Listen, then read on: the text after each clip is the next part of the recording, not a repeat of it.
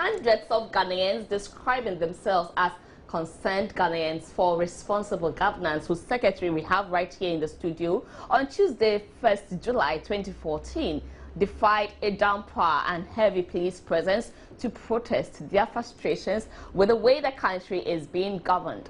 Though not one of the largest demonstrations ever staged in Accra, the Occupy Flagstaff House movement brought together some of Ghana's most influential middle class. The organizers, after presenting their petition to the Deputy Chief of Staff, promised to stage more of such demonstrations if their concerns are not addressed soon. Let's watch the first protest by the concerned Ghanaians for responsible governance on 1st July 2014.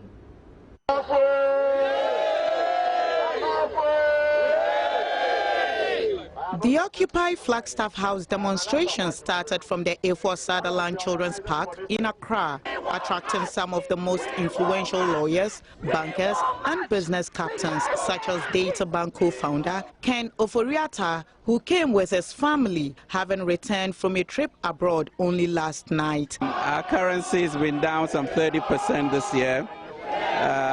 The deficits are terrible. And the cost of living is a big problem. I was watching the civil rights movement in America, and it always starts in a small way, where awareness is built, citizens begin to appreciate that they should get involved, and soon you have a groundswell that then leads to government sitting up. I think amongst all of these things is the economy that we are talking about, but then it will lead to things about our electoral system. Legal practitioner Ace Ankoma will not mince words about the way the country was being governed and was of the opinion that the president had failed Ghanaians. It might just be a spark, but sometimes that's all that is required. I would be here if I was the only person here, because I've had enough. And when did I have enough? When I saw the pictures of your millions, my millions, being transported across the oceans and being filmed, and Ghana being made a mockery of and laughed at. We are being cartooned in Dutch newspapers. Really? Kwame Nkrumah's Ghana? I've had enough. And the ministers who preside over that shambolic event are reassigned. One is sent closer to the president, one is shipped to Ashanti region as if it's from Siberia. For real? That we only fire ministers if they gossip? Seriously? The protesters, who had been contained within the park, made attempts to break through a police blockade, resulting in a confrontation.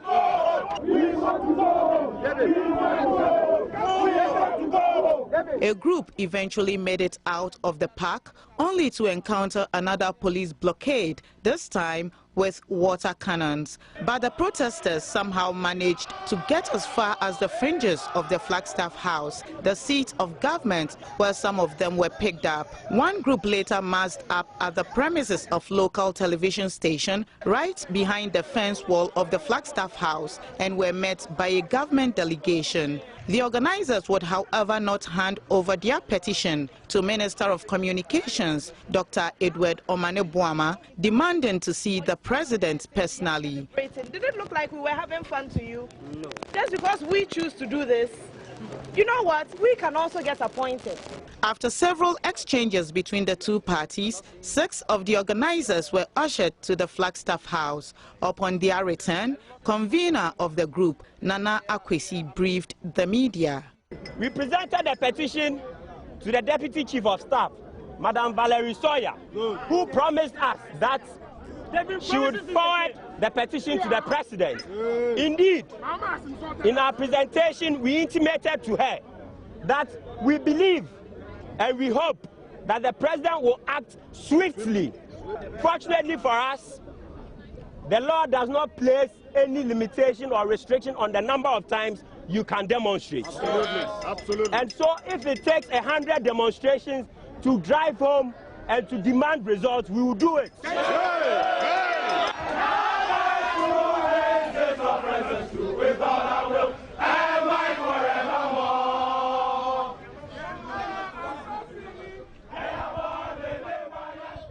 So that was the first protest which happened on the 1st July 2014, and since then we've had a series of public forums, and George is right here. Let me put that question to him. So 6 months down the lane, how will you assess the impact of your series of demonstrations? Well, Gladys, thank you very much. You can look at the impact, you know, from two tangents. The first one being that we managed to revive, you know, a certain sense of responsibility, you know, in the general citizenry. In that people have now come to understand that the power that government enjoys is power that flows from them. And indeed, that power is supposed to be used to advance their welfare. So when government is not doing that, it is their responsibility as a people to demand that government do the right thing. Exactly. That's the first tangent. The second tangent would be getting solid results from government. Now, if you ask me to mark that out of 10, I would probably give it maybe a 3. I see. A 3 in the sense that we have had... That's below average. Yes, we have had positive talk. Okay. Right. We have had promises. But then seeing the manifestation of the promises, that is where the problem has come from. There are too many promises than fulfillments. The president has promised to the point where I hear he's promised that he's not going to promise anymore. That's how bad it actually is, you know. So if it is talking, we have had positive talking. Okay. We've had those who have talked us down. We've had those who have belittled Ghanaians from who they got the power. We had some people who have just decided that the irresponsible way is the way they would go. But the larger chunk of government, and indeed the president, when it comes to talking, you know, he has talked quite well. He has talked quite well. But the action on the issues that we raised, the doomsaw, which has now become doomcry. You know, it's Christmas Day. Even during Christmas. Gladys, it's Christmas Day. I'm telling you, I was coming from home. The whole of last night, my lights were off. Okay. When I was leaving for church this morning, my lights were still off. The person has Christmas Day. Observe Christmas. When he returns, the lights will come on. Gladys, it's as if there's a little child standing behind the switch, turning it on, and then when the child is happy, turns it off, it goes on, it goes off. It's Christmas Day. It's just sad. We spoke of bad roads. Right. When you talk of bad roads, then they give you the list of roads that they have constructed. As if the British colonial government wasn't constructing roads. Every government constructs roads. Yeah. Give us the plan for the other roads that you haven't even looked at. You are quiet. We are talking of water. As of now, we've been promised some parts of the country would receive water. Just yesterday, Adenta, the people of Adenta and its environs enjoyed water flow. Then that's good news. Now we also spoke of you know, monies that are due the government as judgment debts that have to be retrieved. Mr. Woyome is celebrating Christmas. He's very happy. Okay, so yes. let's take it from the water bit. Okay. A matter of time, now Adenta and its environs, after so many years of crying for lack of potable water, now has water flowing through their taps. So don't you also think that it's just a matter of time and the roads network will be solved, and that Woyome will stop celebrating Christmas and we'll have to cough up the money? You don't think it's a matter of time? Gladys, it's a matter of time, yes, but let's ask ourselves that within that time, that you know, we don't know how much time it's going to take. You know, is it going to take 10 years, 20 years?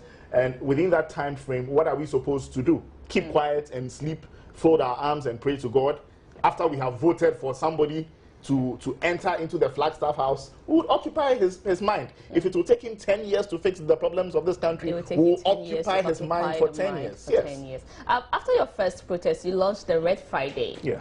Which you well represented here right now. Yeah. How successful has that been?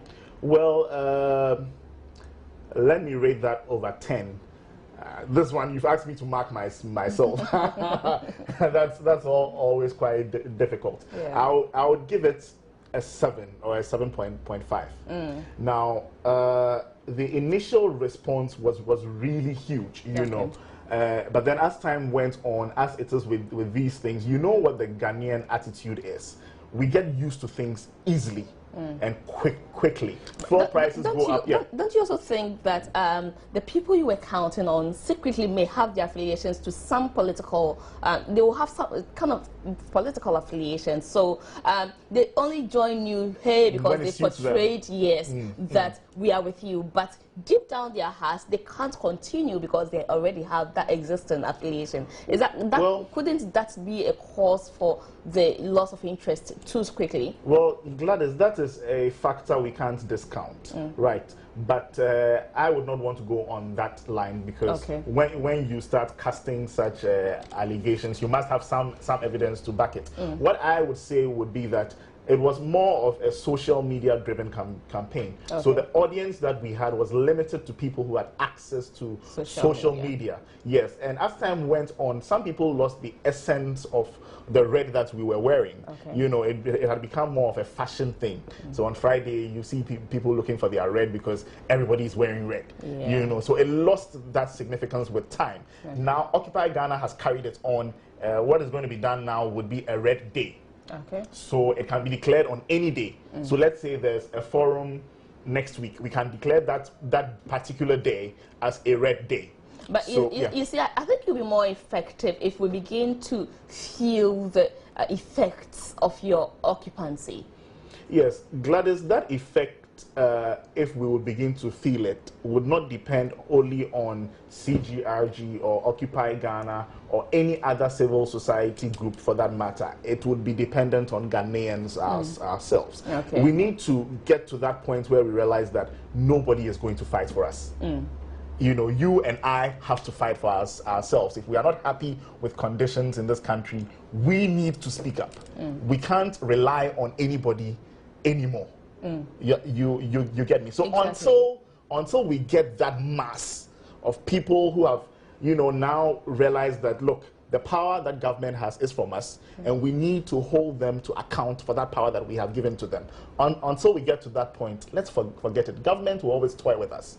How are you getting to that point when your missiles are being directed at government straight and not educating these people to understand that they need themselves to be part to make it work? Well, thank you very much. The missiles have not been directed at government only. It has been, or they have been directed mainly at government because you know, government is the head of the fish.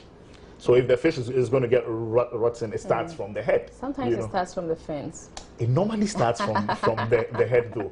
See, so once we are occupying the head, we are not leaving the rest of the body. No, that is why Occupy Ghana has held a number of fora, you know, on corruption. If you were at the corruption forum, you realize that the attack was not only on government. The attack was also on people in the civil service, in the public service, who are also, you know, taking little monies that do not belong to them. For me, they are actually contributing to the bulk of government's problem. Good.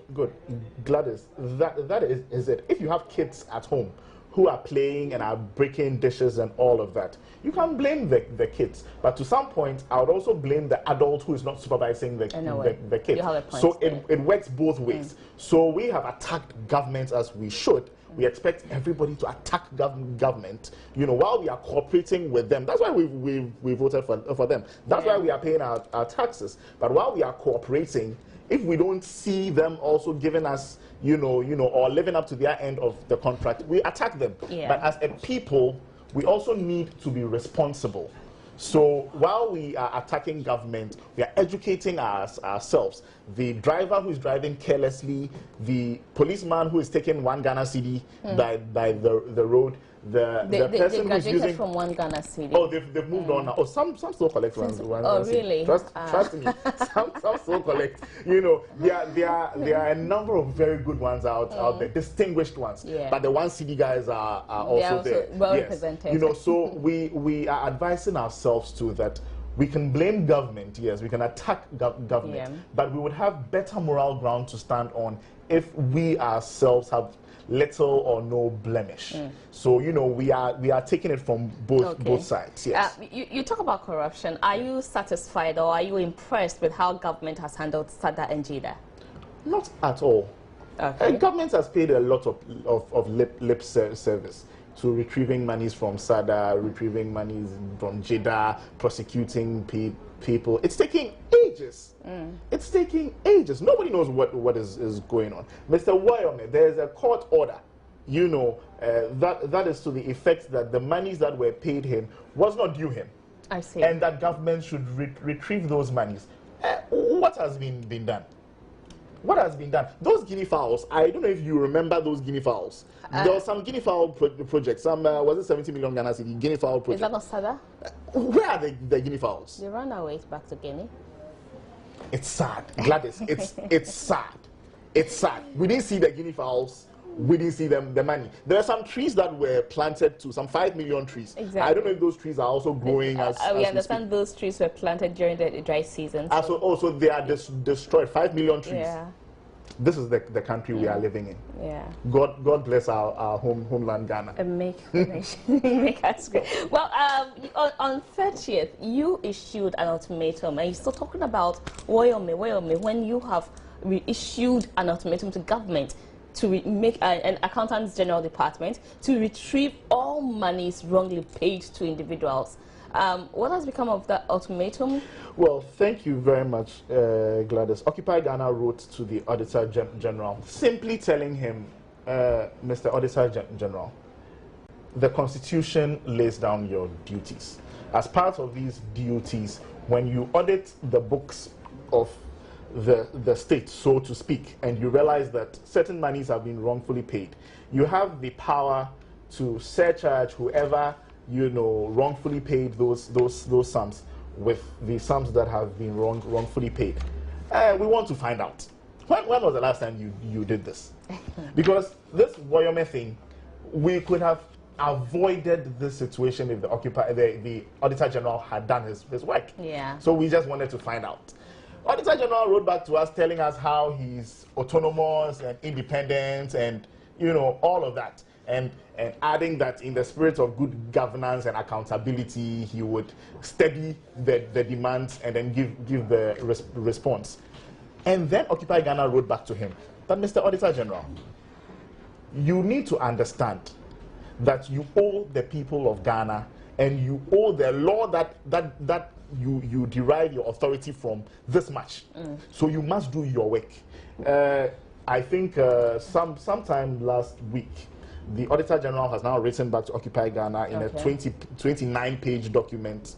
It's been marked confidential, you know, and he has purported to answer the specific questions that were put to him. So as of now, Occupy Ghana is studying that document, and as and when that study is done, we will glean out the information that we believe is not confidential and put it out for the good people of Ghana to know. Because if you are spending my money and it's time for you to pay back the money, I don't see how that is confidential. Oh, no. Yeah, but going into 2015, what should we expect from responsible people for governance, good governance? Well, this year, since July 1st, we have stepped on many toes. The irresponsible politicians, they've had us squash their toes. They should expect in 2015 that we will step on those toes harder. Now, Occupy Ghana has listed a certain number of things that it would pursue, you know, in 2015. Recovery of, you know, the Sada and Jida monies is one of them. Recovery of the judgment debt that was wrongfully paid, Mr. Wayome, is one. We also have the removal of ghost names from the payroll. You know, there are people who are not human beings whose salaries are being taken by some other individuals. All of these things are going to be dealt with. And then, you know, we would expect that responsible Ghanaians, wherever they are, in 2015 would add their voice to this call. Let us hold governments to account, and let us realize that it is not the personality or the political party that occupies the Flagstaff House that matters. It is the fact that they should be responsible. That is what we should enter into the new year with. All right. Do I take that as a New Year message for the people of Ghana, or well? Don't get too engrossed in marking corruption and forget about Christmas. well, corruption is not making us chop Christmas. So what are we going to need to do? We have to fight it. Right. By the way, so we have been spending some time on Christmas Day with George Kojo Enti. He is the Executive Secretary responsible for good governance of Ghana, and he has been telling us his mind. And come 2015, he says the irresponsible politicians who don't have the country at heart, your toes are going to be stepped on harder, so you better sit up. Let's quickly also take a look at the MP for Botiano English, a man from constituency in the Greater Accra region, Honorable Bright Edward Kojo Demoji, who is urging government and the National Petroleum Authority to publish a timetable for Ghanaians to know exactly when the under recoveries and debts or the bulk oil distribution companies would be cleared. You heard that earlier on the show. So you know, at least we are looking forward to a time when we don't have to bear the irresponsible activities of some politicians who don't have us at heart. Right, it's Christmas Day, and Joyful Way Incorporated will be having this year's explosion of joy on December 26th. That is just tomorrow. So they were in our studios Thursday morning, and let's listen to one of their renditions before we bring you that I want to wish you a Merry Christmas and fruitful 2015. Thanks for watching News Desk. My name once again is Gladys Osei Oredu. For more news, more information, or to add more information to your Christmas ideas, you could log on to myjoyonline.com. You could equally go on to multitvworld.com for more news. We have a lot of Christmas tips there for you, so get on, and you can also catch the show on YouTube. So make a date with us again, same time tomorrow for another edition of News.